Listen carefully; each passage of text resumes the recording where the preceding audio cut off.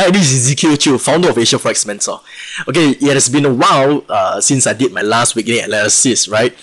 I was on a little break earlier, right? Took a little break, had a little vacation. So right now I'm back, right? I'm back fully energized and ready to go once again, right? So here is my continuation of what I did on my last analysis. So in this video, I'll be, as usual, right? I'll be revealing what I do on a weekly basis.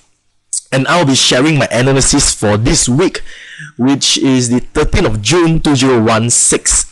So you can refer to this video throughout the week to spot for trade setups. The analysis in this video will be my trading plan for the week. So in my weekly analysis videos, I'll be sharing pairs that have possible setup for the weeks or the upcoming weeks, or pairs that are worth taking note. Okay, so I'd just like to go through a little bit on my previous analysis, right? So this is the NZDUSD, which is also the stock index, and the S&P 500. So they are pretty much, they move as a whole, right? So my last analysis was I'm bearish on the overall stock market, and here was the previous zone that we have talked about earlier. So I mentioned that the white line that we have is the one that is supporting it. So price at the moment of time was still kept back by my white line, which is my 365 EMA, and couldn't break through. So after hovering around, eventually shot upwards. And if we look at what is happening over right now, is that last Friday itself, it did form a big long bearish bar already, right? So overall, I'm still pretty bearish on the overall market, and if I do like to, I can draw a little trend line over here on the daily time frame. Yeah, so all is well. Let's say on the daily time frame, price has been uptrend nicely, and then it headed down, right? So it broke through this crucial zone which I mentioned earlier, the white line and my top blue dotted line, which is my Bollinger Band, and it's also along my orange line, right? So that's the reason why price was in consolidation earlier here. Bang, bang, bang, bang, bang. Eventually it broke through. So what happens is that price now seems to be coming back down to the lines over here once again. So we're going to expect price to come down over here, and we are going to expect a rejection level. So we're going to expect price to bounce a little bit over here, hover a little bit, because here is the trend line and my 150 and my Bollinger Band all in the same zone. And if this does break through, I believe the 365 will probably head up further, and if it does break through, it will more or less be as a whole, as a zone.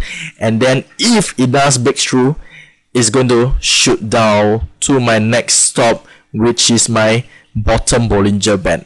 So as for now, I'm still bearish on this overall market. I can expect price to come down to this area as a whole, right? As a whole here, and then we'll watch what happens next. It's going to be definitely going to be a rejection, and if it does break through this clear rejection area, all these lines as a whole, then I'll be looking to go short on the overall stock market itself.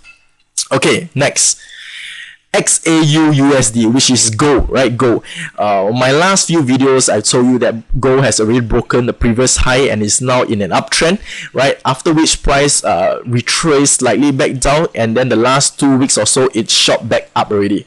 So, and last 2 weeks, last week itself, it closed above my white line once again. So all in all, it's a good retracement movement as a whole, and I'm still bullish on AUDUSD for now, right? So I'm still bullish as a whole, and then it has the potential to head up higher. Next stop would be around the top Bollinger Band area. Okay, so this is for gold. Okay, next pair.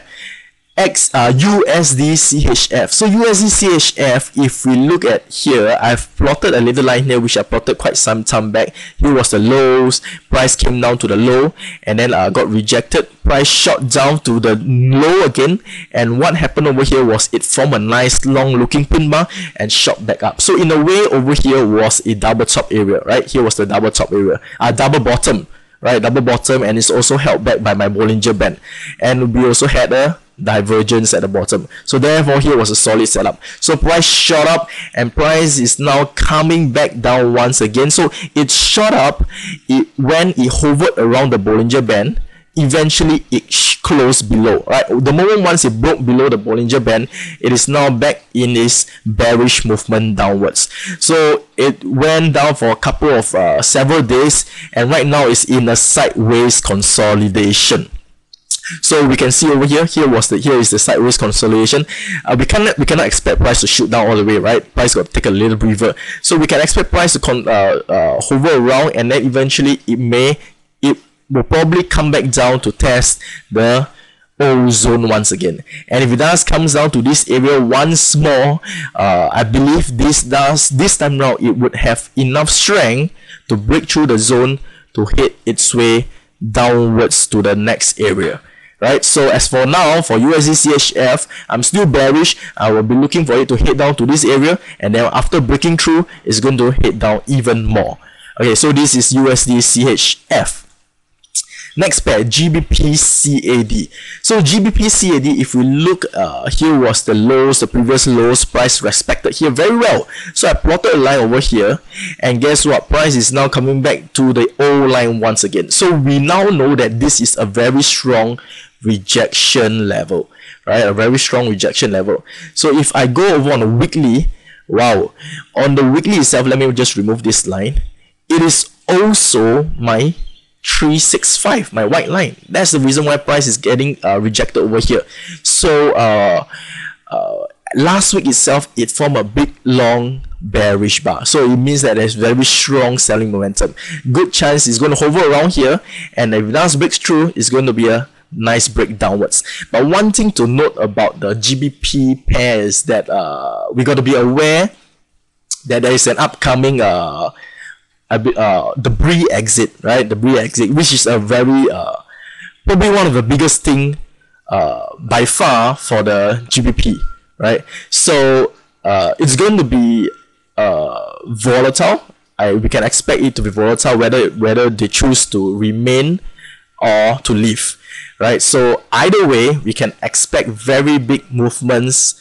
Most likely expect very big movements in the upcoming weeks or so. It's going to be on the June 23rd, if I'm not wrong, right? I need to check my calendar once again, but it's around that zone, right? So we want to it's good. We can expect a lot of big movements coming from the GBP pair as a whole, regardless of what pair they are pairing with, right? All the more so is the GBPUSD. So yeah, watch out for this pair. It's going to be a big movements, so we can look out for potential breakout trades for the GBP pair, right? Because once, either way, when the votes are out, when it moves, it's going to be a huge movement. Okay, so for GBPUSD right now, we can expect here is a rejection level. So if I go back, it's kind of like a double bottom, but this looks a big strong movement downwards. I believe it is now trying to break through.